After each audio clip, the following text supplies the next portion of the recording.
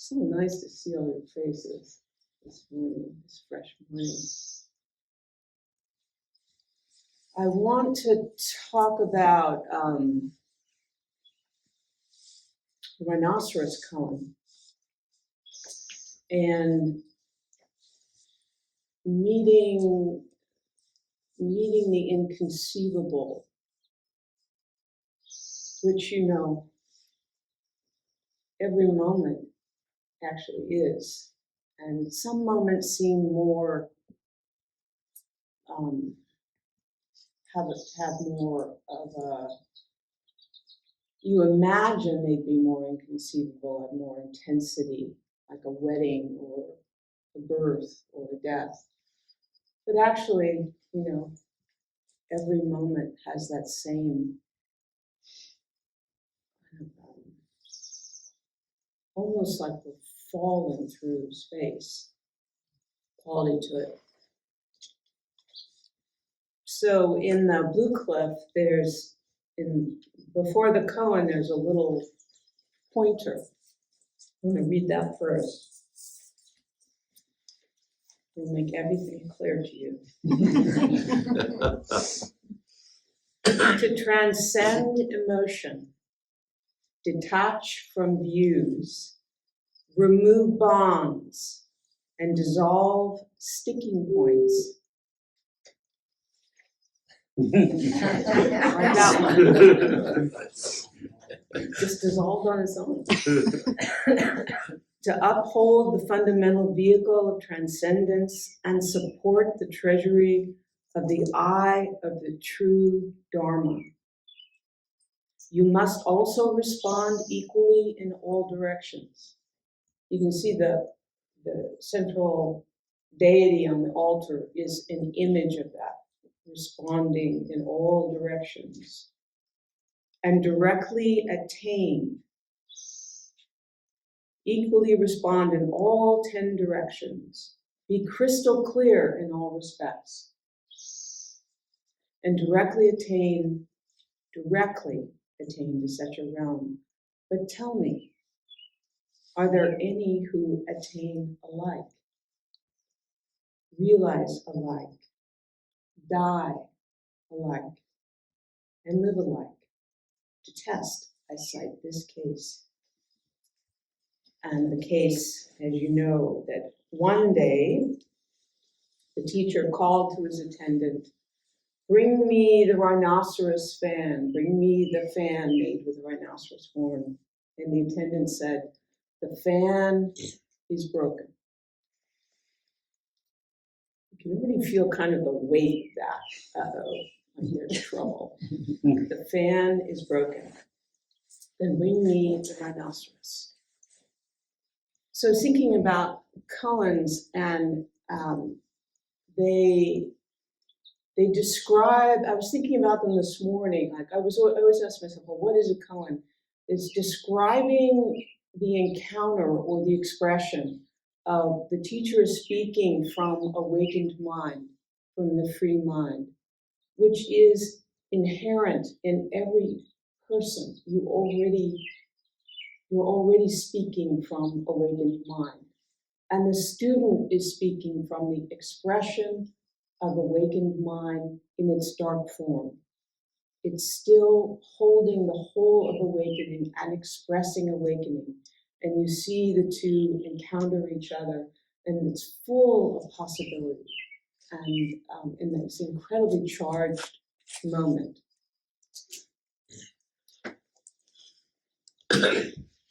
So I want to talk about that moment, about the awakened mind and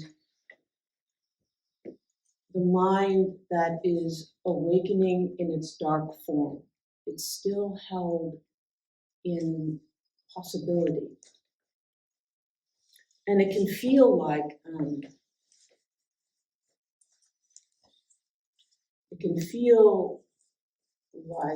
pain or sorrow, or this shouldn't be happening, or this is an impediment to my awakening, and if I could just get rid of my feeling of separation, or my enraged mind, or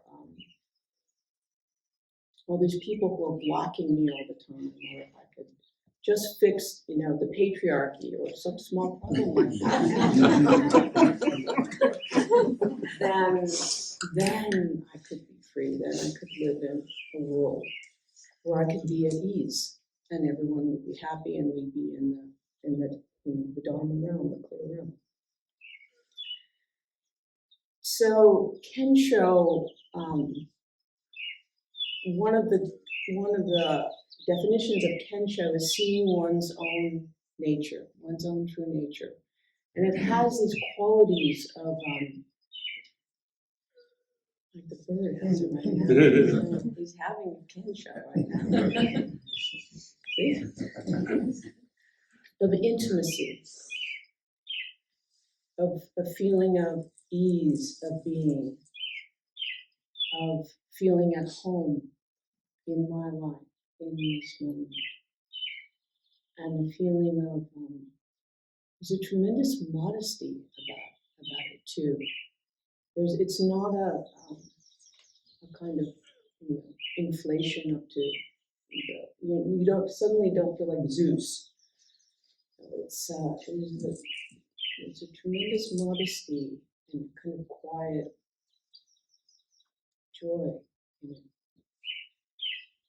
And everyone, if you are paying attention as you move through your day, you'll have moments of this. You may have extended moments of this.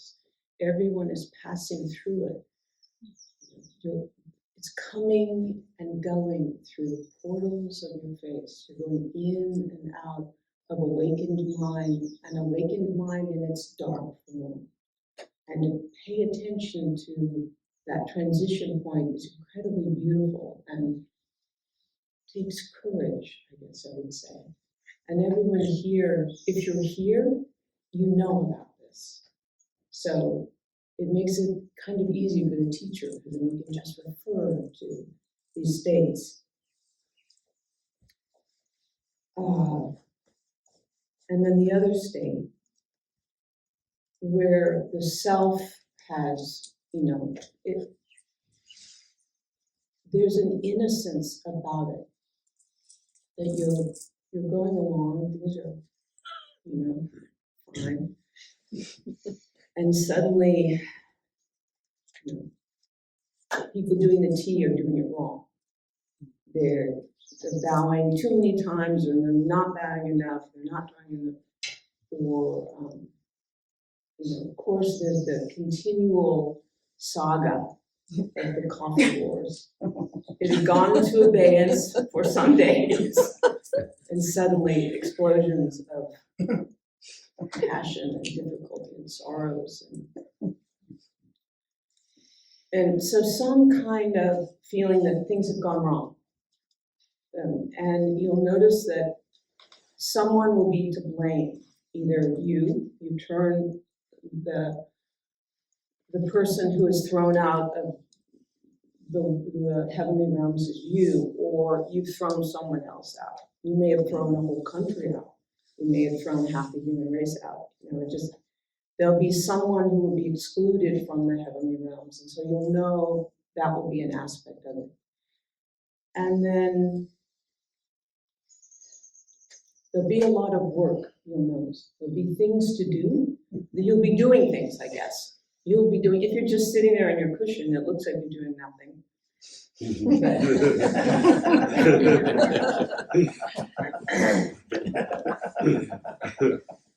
But you may be, I was thinking about this today, you may be, it depends on which kind of, which aspect of the self is appearing, but you may notice that there's a lawyer in your mind who's taking notes and making a case, and making an irrefutable case for why other people are wrong, or why you are wrong. Or you might be, there might be like an inner jailer or something who's just, put you in chains and is telling you all of your sins and why you're headed to hell, and these are irrefutable reasons why you're headed. In fact, you're already in hell. and is attacking you, and there's all kinds of pain around that. But what I want to point to here is that it's an activity. The self is effort. It's effort in the present moment. There's something that you're doing now, but you don't have to stop doing it. So immediately the mind will think, okay, well, I just won't do that. Then I'll be back to an awakened mind. But it has an autonomy. And so I guess to have a practice is, John was saying last night, to trust your life, to trust even the pain that is occurring and even the storm in your mind has a place in the mandala of your own awakening. It's not, I think that's maybe the first move, is that it's here, even just to say it's here, even just as like Buddha touching the ground, it is thus, it's here. Right now, Mara is swirling around me and attacking me, or trying to seduce me and pull me off my seat with, well, you could be a teacher. Look how, you're so wonderful. Look at all these other idiots around you. Whatever your mind is doing, you have, as soon as you touch the ground, you're already resting in awakened mind. And that is your refuge. It's true. It's just an utterly astonishing and tremendous thing to know that you have that already. It's so moving to really discover that, and you begin to trust that. And then you'll forget it, and that also has its own, not to condemn that, like you'll disappear maybe even for hours at a time in some kind of incredible rage. And then you'll hear the bird or something will happen, and then you don't have to get yourself out of that. The universe, to trust the universe to provide both the conditions of your awakening, to pull you, to carry you, I guess. So the self also has a sense of vigilance, is always looking for what I've done wrong, what other people have done wrong, or what I've done right. It doesn't matter, but they'll be looking for signs of how I'm included or how I'm not included, or so that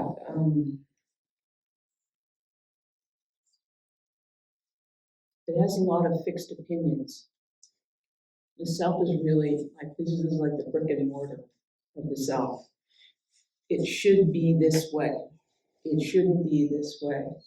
And I absolutely know for certain that it shouldn't be this way or shouldn't be this way. And as soon as they shouldn't have run out of coffee. And then as soon as I leave my situation where I have no Pete's coffee, and I go into the reasons why to blame, or I'm coming up with a plan. Okay, I'm going to be the Pete's coffee hero. I'm going to sneak out a break. I'm going to go purchase a whole bunch of coffee, and I won't tell anyone, but I'll tell maybe one person so the word will spread.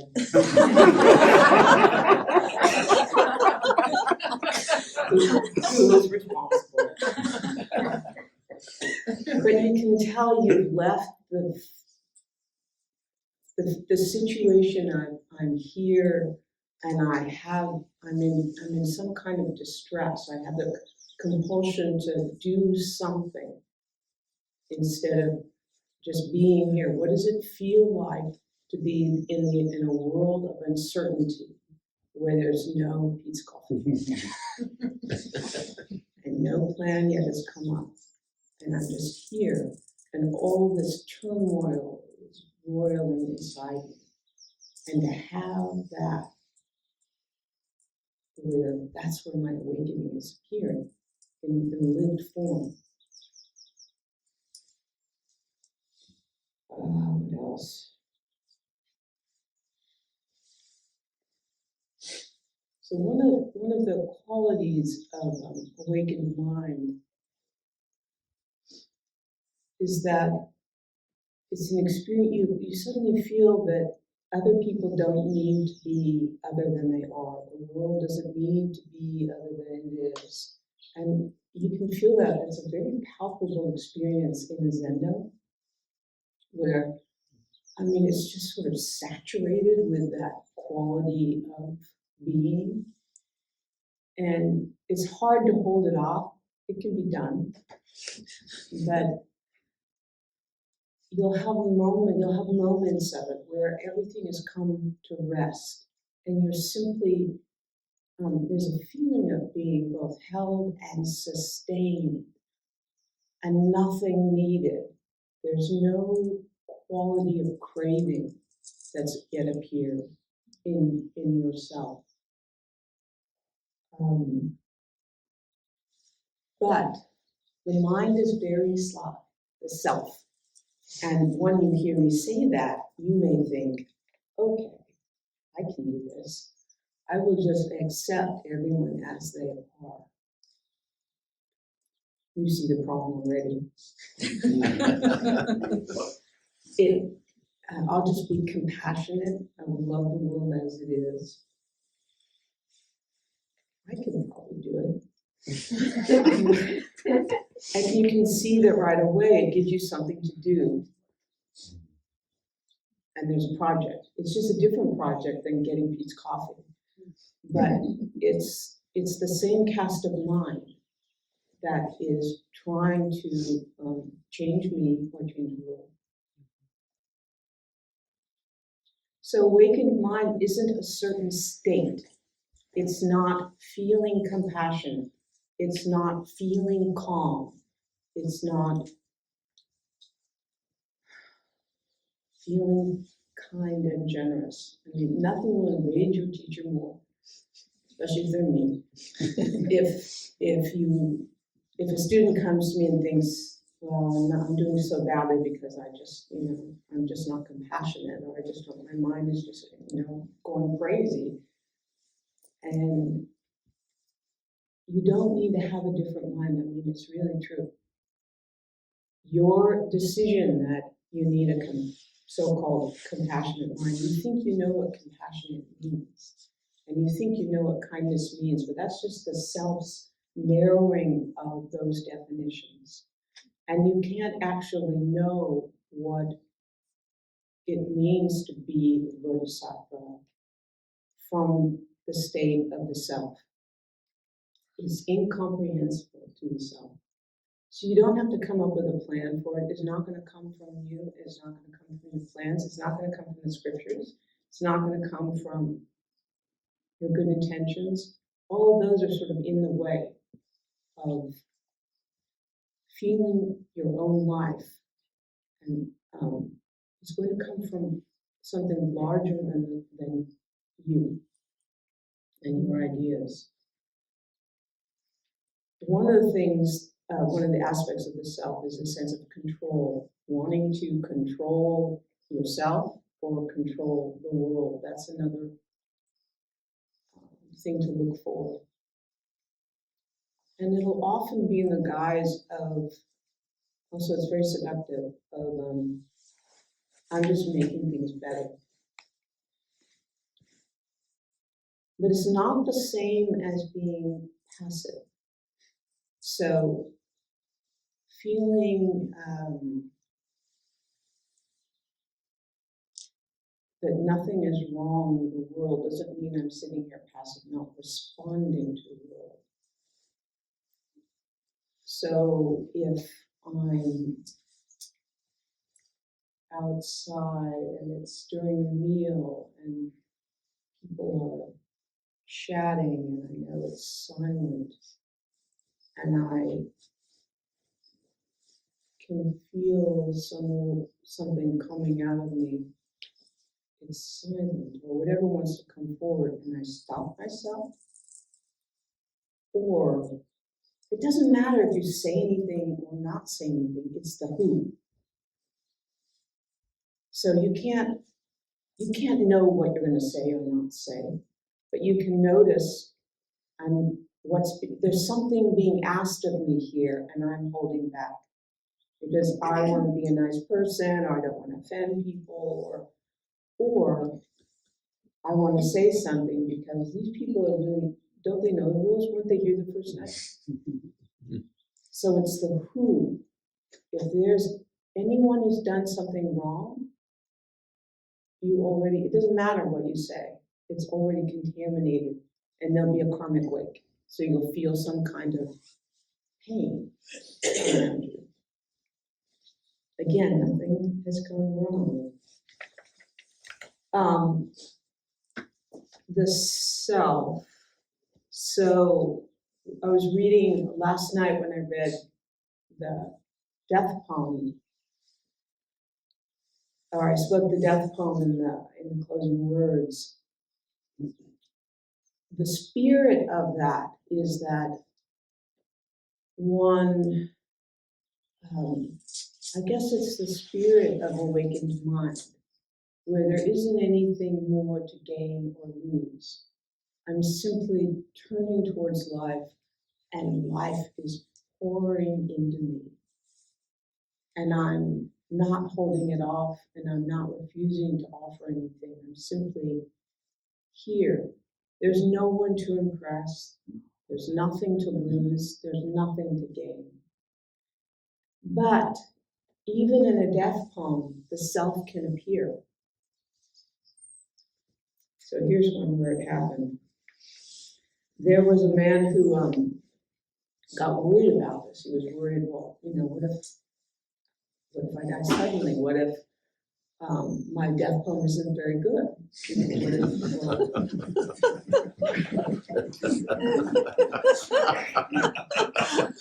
So he came up with a plan. And around the age of 50, he started writing sample death poems. And he would send them off every year. He would write one and send it off, kept sending them off on his birthday to his poetry teacher. He started when he was around 50, and writing him and rewriting him. And at the age of 80, he writes another one, and this is how it goes. For 80 years and more, by the grace of my sovereign and my parents, I have lived with a tranquil heart. Already you think this is such bullshit.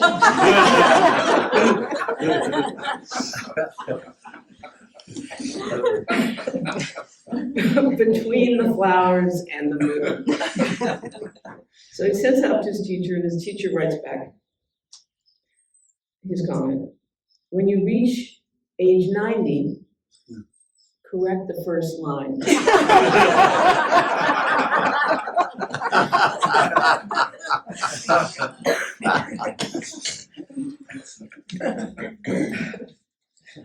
Which was very different than the poem last night, where it begins, I write,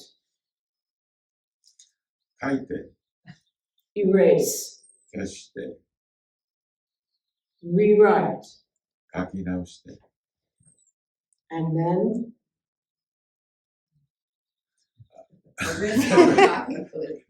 erase again. And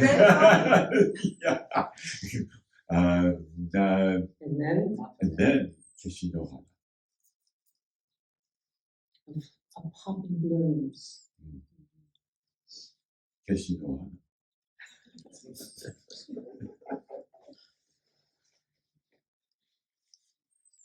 So other people and you yourself can feel the difference between the awakened mind and the mind that is trying to curate other people's experience, trying to manipulate what other people are feeling or not feeling. And so I guess, what else can I say about that? I do want to tell you a story. I keep having a hard time getting to it, but I do want to say a few more things. Here's one that was written in 1369 at the age of 75. This was a Zen monk who died on the 15th day of the 15th month. I look now at the very moment, even the Buddha is dumbfounded. All turns with a swing.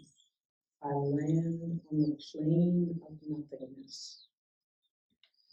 And then he wrote that poem on the last day of his life, but several days before he died, he had given a sealed message to his followers, and he would forbid them to read it while he was still alive. And after he died, they read the following words: "The truth is never taken from another. One carries it always by oneself." Ha! And that's what he wrote. Also, that this is something that's another experience of awakened mind, is that, no one else can, John was saying, no one else, your first string, like, no one else can do this for you. No one else can take each step. You've been appeared on this earth in this form, and you occupy this moment of the mandala. And no one else, we can't replace you with someone else. And the kind of awe that is, that's another one of the discoveries of awakened mind. And the poet Anasphere says it like this: "Whether in daytime or nighttime, I always carry inside a light. In the middle of noise and turmoil, I carry silence. Always, I carry light and silence." And it has no fixed characteristics, light and silence. It's not kind light, it's not compassionate light, it's just light and silence.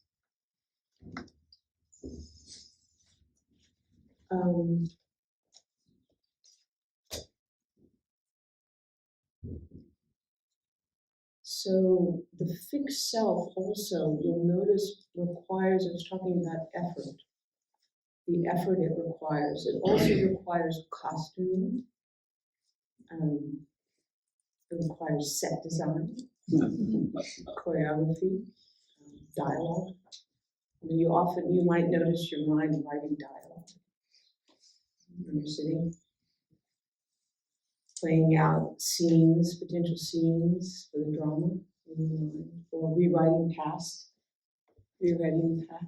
getting it right. But the self, you'll notice also the fixed self. So as you come here, I was noticing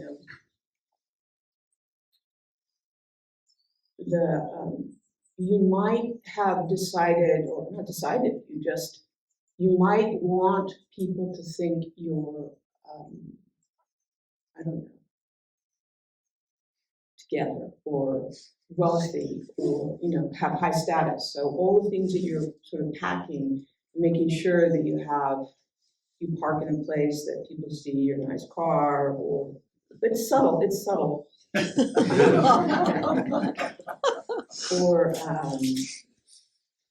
Or you might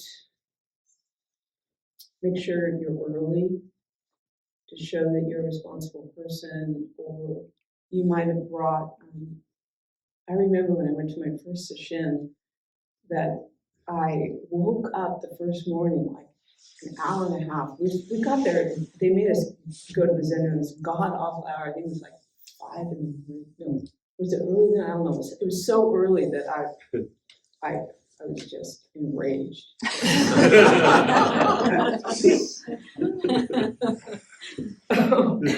I kept, in my mind was literally going crazy when they told me this, and I had all these studies in my mind. I was actually going to you need 8 hours sleep, but I remember getting up really early to make sure that I was able to wash and blow dry my hair and put on my makeup and wear really nice clothes so that people would think I was pretty. Or was, I don't know, the homecoming queen or something.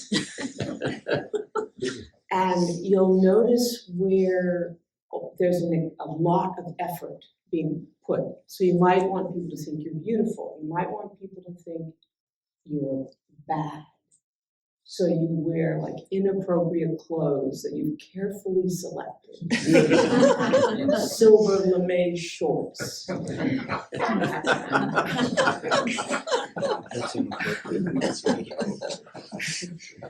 And your psyche is feeling around for all the rules with which you can very carefully smash and offend people and be a bad dude, show the man. Or you may be, the self may be wanting to show people how enlightened you are and how, or what a good person you are. So all the things, and no one can know. We all have to have, as you've noticed, costuming. You can't leave, even if you left the room without any clothes, that would be a costume. I'm sure. I do not recommend it. But it's all right to have a self. Like, it's a lot of fun to have a self. It's tremendously enjoyable. It's also fun to, take on different selves. Like when they ask you, I remember when they ask you, I think it was in British Airways, he asked you for your title, and I think, I could be a Mark, I could be a princess, or I could be a doctor. I always felt terrible I didn't get a PhD, so now I can have one.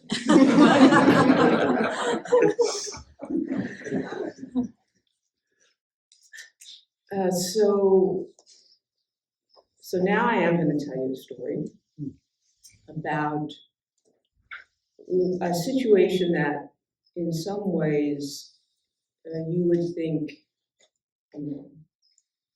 is one of the most difficult or frightening, or is when someone dies. And I had very few people die in my life, actually. My father died when I was 16, and it was so long ago that it just feels like, I don't know, it happened to another person or something. And I didn't have really, and I wasn't with him. He died suddenly of a heart attack, and he just sort of vanished, from the earth. So really didn't have any direct contact with the experience of dying. But my mother, who actually has lots of experience with dying, because she kept almost dying. This first time was 5 years ago, and she had some kind of infection that went septic, and she ended up in the emergency room. And so, you get these phone calls where it's very somber. People say, the doctors come in and say, well, say your goodbyes. It's not likely she's going to make it through the night. So the first time you hear it, my mother has 9 kids. So the first time, and we all sort of go through it as a herd, and each person has their own experience of it.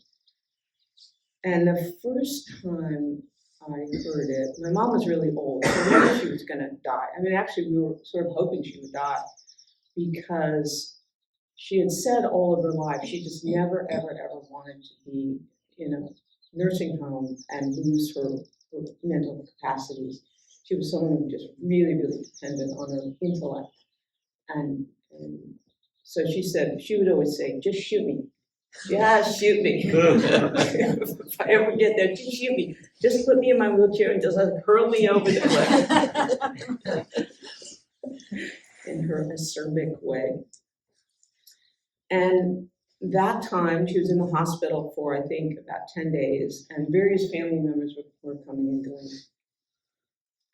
And each person had a very, very clear idea of how my mother should die. And my mother seemed not to be worried about how she should die. She was just dying.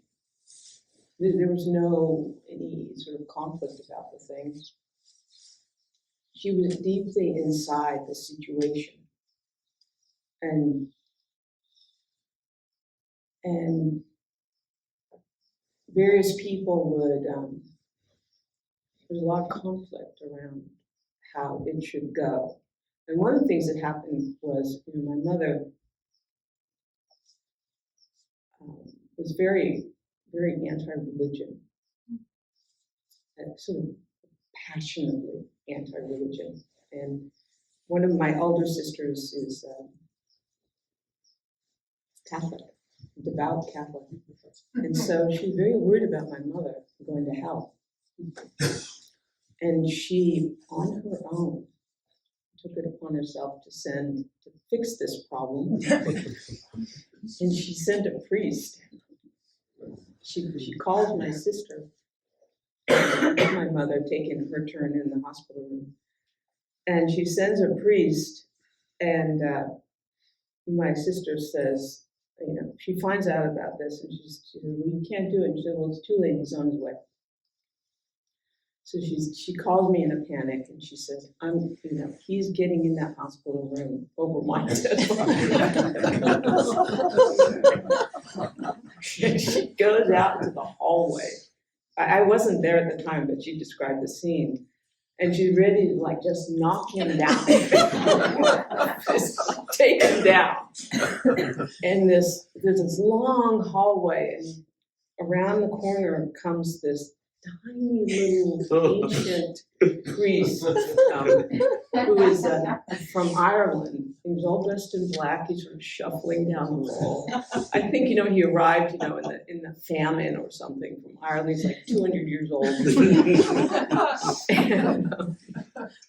and she tells him, you're just not getting in here. And he says, well, this happens all the time. Not worry, dear. I can bless your mother for now.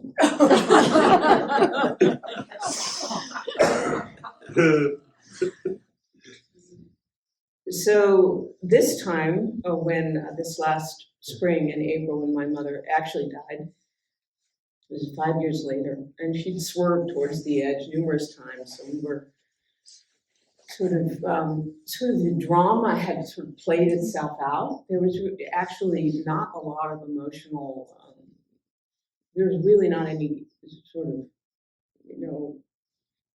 endless grief and crying or any of that. But I get a phone call. I was at home in Sonoma, south of Santa Rosa, and it's my mother's aide, and she says, your mother had an event this morning, and we had to do not resuscitate her in the nursing home, and so they just, didn't do anything. She went into a coma, and she was completely unresponsive at that point. And her eyes didn't move in her face at all. Nothing was responsive. You'd lift her arm and it would just fall. There was no response at all that we could tell. And so she put the phone, she said, you want to talk to her? So she put the phone up to my mother's ear. And I just said a few things. I don't even remember what I said, but it was some kind of final, goodbye, hello. And I thought, well, that's how it will be. And that will be the last words I ever say to my mother. He didn't have a lot of charge at that point. And then that was that. And then the next morning, I get a text message from my sister, one of my sisters, who is she's a scientist, and her husband is a scientist. He's a marine volcanologist. And they happen to be in Texas because it was the eclipse. They'd gone to Texas to go watch the eclipse because for them, that was like, I don't know, going to Lourdes or something. Seeing a miracle. But she said, the text said, I'm in Texas, I'm in Houston. She had no plans previously to go to Simone. She said, but it's cloudy. So I booked a ticket to Santa Barbara. I'm leaving today. I got a hotel room. It's got 2 beds. Want to come?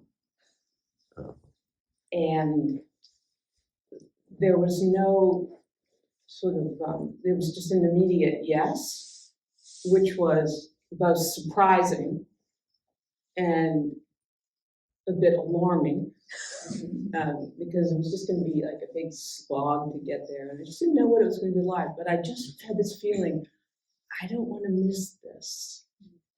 I want to be there. And it wasn't in any way contaminated, I could tell, wanting to be a good daughter, or in my case, what I mostly want to be is not the bad daughter. So I booked a flight that night and ended up in the airport in Santa Barbara at midnight. And my niece at the last minute, my sister's daughter, ended up saying yes too, and she booked a flight from Seattle, ended up there at midnight too. So the 3 of us, Teresa picked us up, it's midnight in Santa Barbara. We drive directly to the nursing home where my mother is to go see her. We walk in the room and it's this very small room with, you know, a kind of hospital white walls and inoffensive carpet. My mother's lying there on the bed, and there's she's got a oxygen, and it's just, they say that we'll come back to this, to keep her comfortable and just a little bit of oxygen. But I remember my mother, when she's had this before and could speak, just hated them. And she was always trying to pull them off and just hated them. And there was the constant sound of the oxygen machine. It was very loud in the room. It was like this drone, like,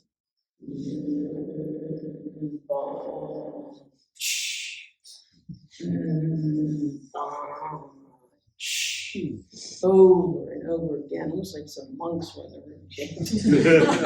Some Tibetan monks who did dirge for us.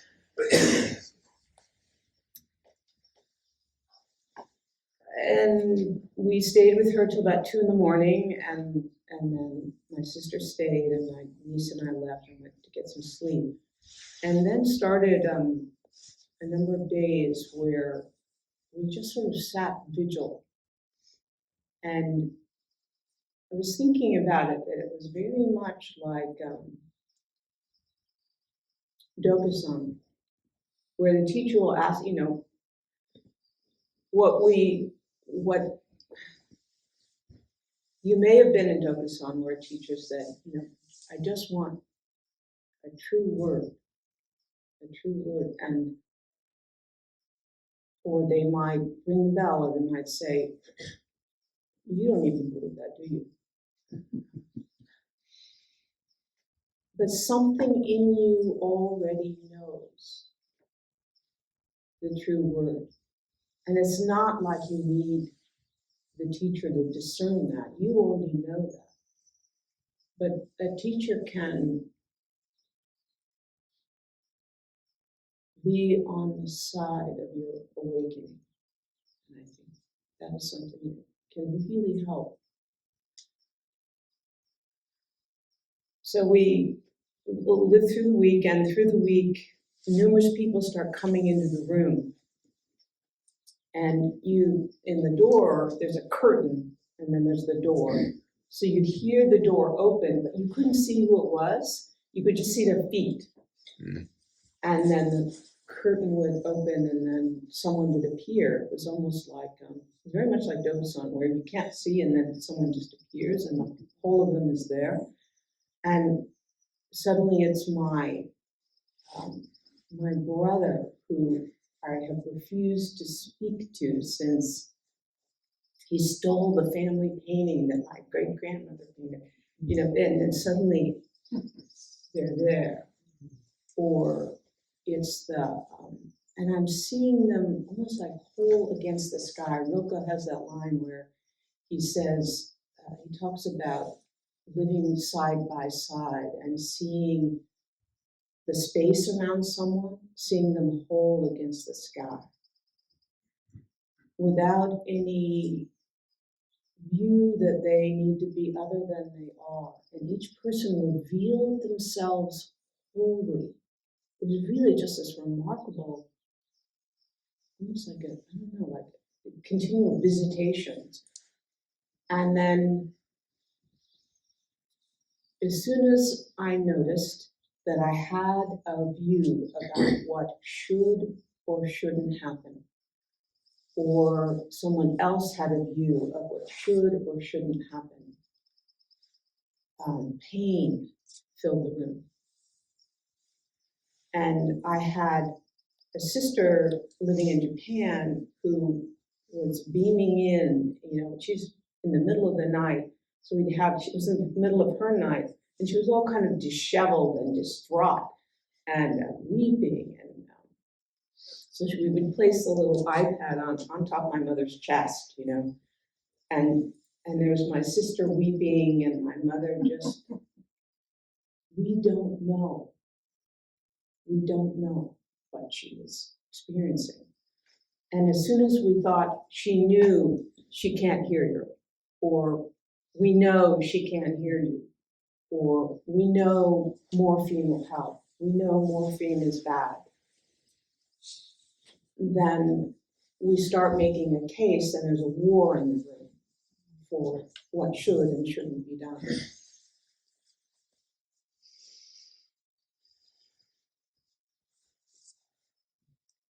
And one of my sisters, the one who had sent the priest, she called, and we placed the nurse was helping us at the time, and she placed the phone, I guess, some kind of phone close to my mother so that my mother could hear.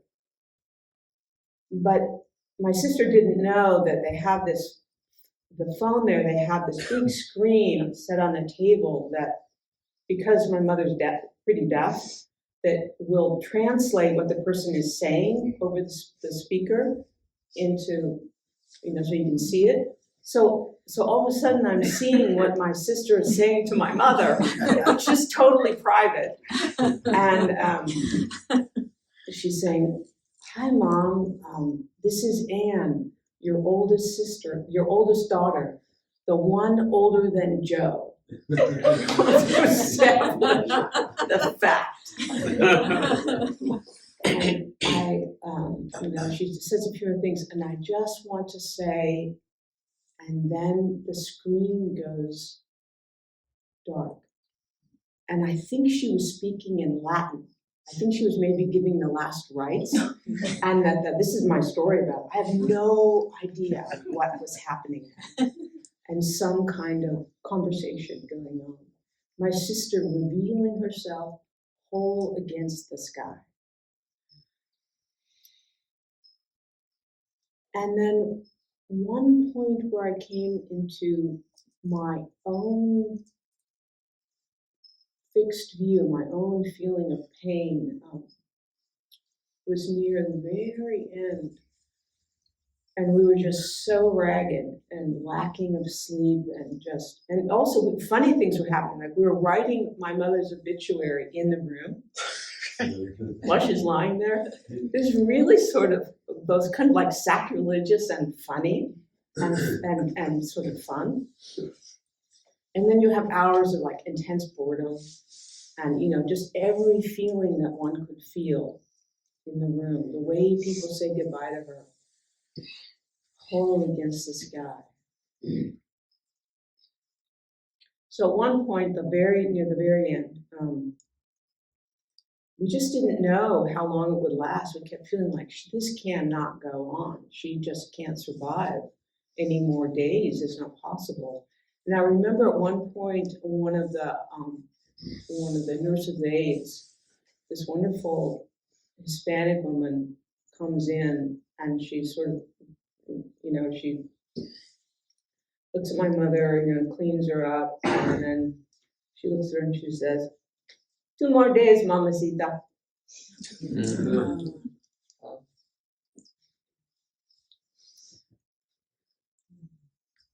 So there was all this fuss about morphine, giving my mother morphine and not wanting my mother to suffer. And all these battles started to arise about how much to give her and if we should give her any, and are we killing her, and are we allowed to, and all of this. And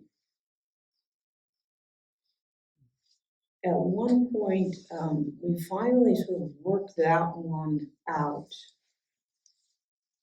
But then there was the question of the oxygen tubes. And I was in the room with my niece, just the two of us.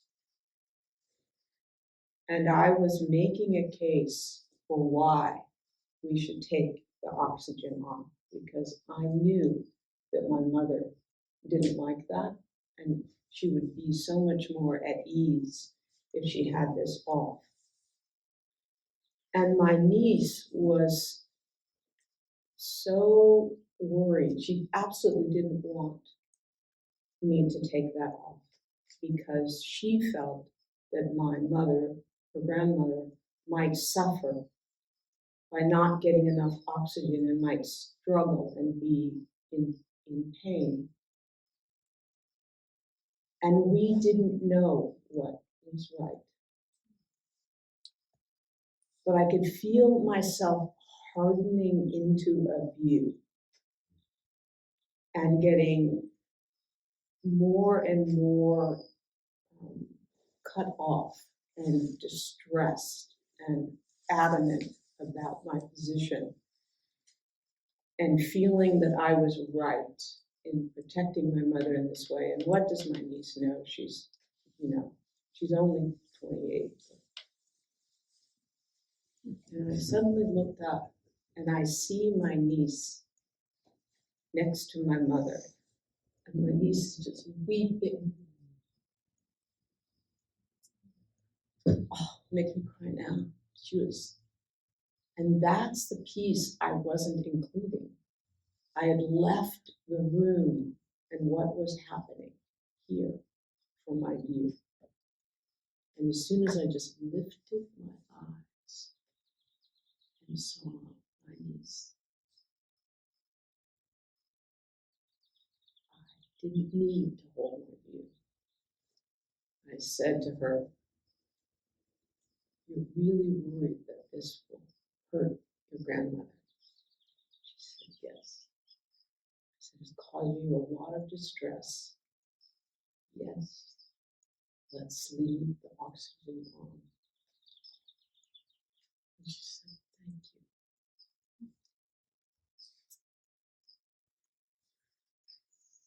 And the funny thing is, that night, some incompetent nurse had the idea to just take off the oxygen. And she didn't, in the morning we find out, her oxygen level hasn't dropped at all. She's perfectly fine. She didn't need the oxygen.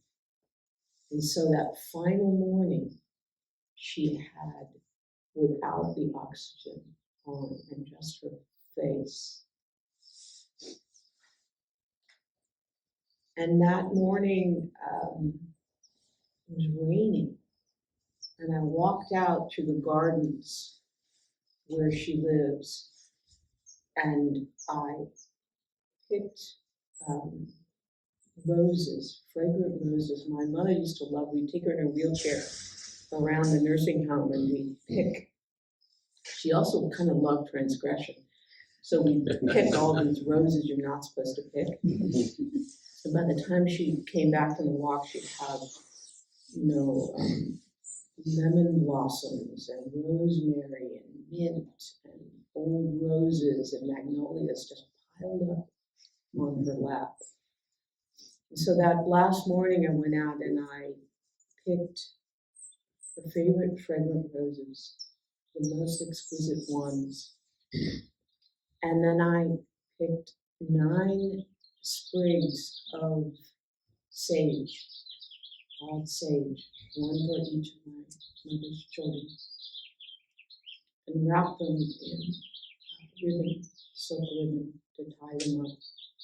And I told my brother and sister-in-law that when my mother died, because I was leaving that day, to place them on her chest when she was cremated. And my niece and I said our final goodbyes. And I never knew what I was going to say. I mean, each night I said goodbye to her. I never knew it would be something different. And that day, when I said goodbye, I was surprised to hear myself say it. It makes me cry. I want to get it out though. Thank you. Thank you, Mom. I like life. It's so funny. And thank you for bringing me here. And we say goodbye. My niece said goodbye. And my niece and I drove my niece to the airport. We dropped off the rental car. We go to get our tickets and putting my luggage in. And I go back to my niece and she said, she's on the phone. And she said, she says goodbye. And then she said, Grandma died. After we left, she lived for, 5 minutes. She just took a few more breaths. And she died. And I asked my niece, well, how do you feel? How does it feel? She said, I feel a lightness in the room. I said, me too.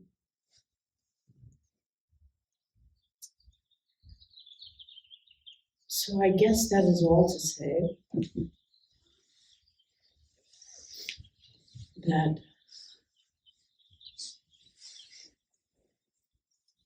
awakened mind is real. And that this practice, I was thinking about it this morning, that why do we do this? And that there isn't, I haven't found any other response to life that meets life in its same measure of immensity. Everything else makes it small.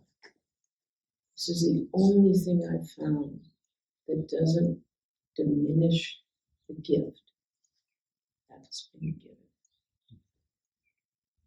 And it's a noble endeavor.